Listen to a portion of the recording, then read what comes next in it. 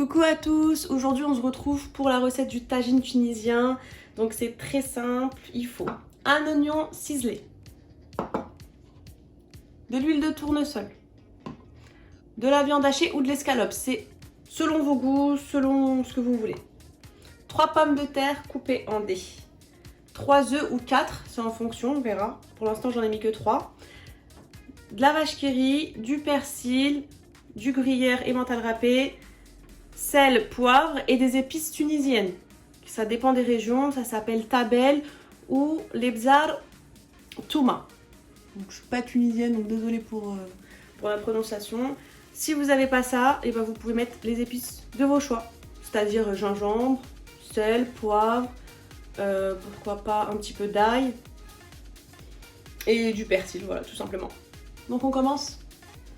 On va commencer par frire les pommes de terre dans l'huile. On met l'huile de tournesol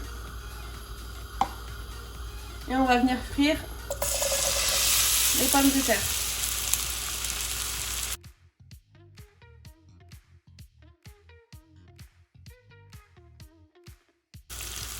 On va venir ajouter un petit peu de sel,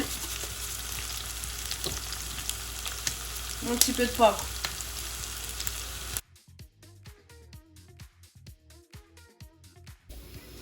Après avoir frit les pommes de terre, donc on les garde bien moelleuses, hein. On vient les poser dans un saladier. On toujours un petit peu d'huile de tournesol. On ajoute les oignons.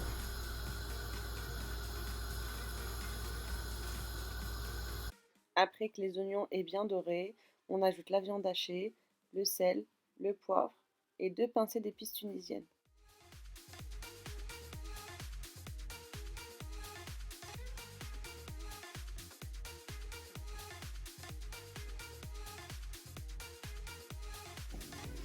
Du coup, sur les pommes de terre, on va ajouter juste une petite pincée d'épices.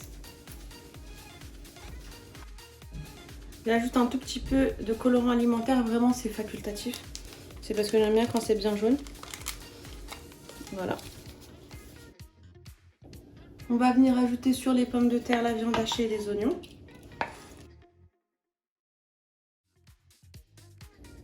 Donc à ce stade-là, on a mis les oignons, les pommes de terre et la viande hachée. On va ajouter le persil. Donc, on va venir ajouter les œufs et bien mélanger. On ajoute notre poêlée d'emmental et on mélange.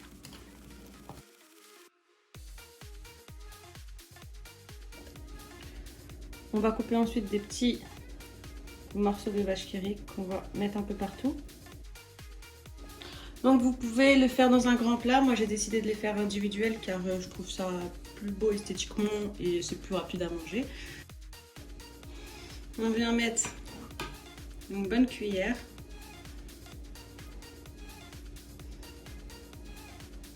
Voilà. On fait la même chose pour tout le reste. Là, on a rempli tous les moules. Donc, comme vous voyez, ça en fait 12, moyen.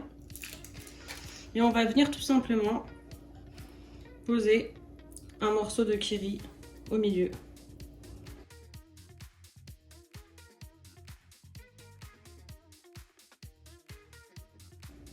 Du coup, on enfourne à 180 degrés pendant environ 20 minutes, 25 minutes, 30 minutes. Ça dépend vraiment de votre four. Vous surveillez bien.